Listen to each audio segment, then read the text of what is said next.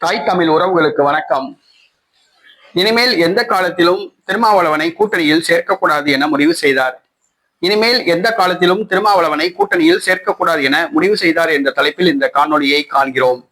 திருமாவளவன் 1999ஆம் ஆண்டு விடுதலை சிறுத்தை கட்சியை ஆரம்பித்தார். திமுக, அதிமுக, காங்கிரஸ், பாரதிய ஜனதா கட்சி என மாறி மாறி இந்த அரசியல் கட்சிகள் மீது பயணம் செய்து சவாரி செய்து எம்எல்ஏ எம்பிக்களை பெற்று ஆதாயம் அடைந்து வருகிறார்.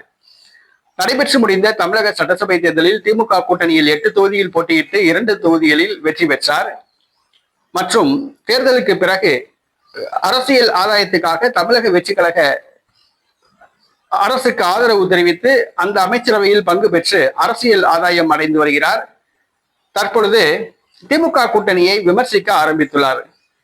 விடுதலை சிறுத்தை கட்சி வாக்குகள் தமிழக வெற்றி கழகத்துக்கு கடந்த சட்டசபை தேர்தலில் சென்று விட்டது நம் அனைவருக்கும் தெரியும். விசிக வாக்கு வங்கியை தாவேகா கைப்பற்றியது. விடுதலை சிறுத்தை கட்சி வாக்குகள் தமிழக வெற்றி கழக வேட்பாளர்களுக்கு விழுந்ததால் திமுக வேட்பாளர்கள் பல தொகுதிகளில் தோல்வி அடைந்தார்கள். இந்த சூழ்நிலையில் திருமாவளவன் அவர்கள் விடுதலை சிறுத்தை கட்சியினுடைய வாக்குகளால் தான் திமுக 50 தொகுதிகளில் வெற்றி பெற்றது. 50 தொகுதிகள் திமுக வெற்றி பெற்றதற்கு காரணம் விடுதலை சிறுத்தை கட்சி தான். அதற்கான தரவுகள் தங்களிடம் உள்ளதாக தெரிவித்தார். மேலும் கடந்த 10 ஆண்டுகளாக திமுக கூட்டணியை தாங்கள் தான் பாதுகாத்தோம்.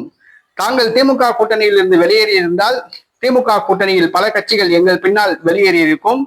திமுக கூட்டணி சிதறுண்டிருக்கும். கடந்த 5 ஆண்டு காலம் திமுக கூட்டணியை கட்டி காத்தது நான் தான் என்று கூறியுள்ளார். மேலும் கடந்த 10 ஆண்டுகளுக்கு மேலாக திமுகவிடம் கூட்டணி வைத்துள்ளோம். ஆனால் நமது கட்சியை சார்ந்த பனையூர் பாபுவை திமுகவில் சேர்த்துள்ளார்கள்.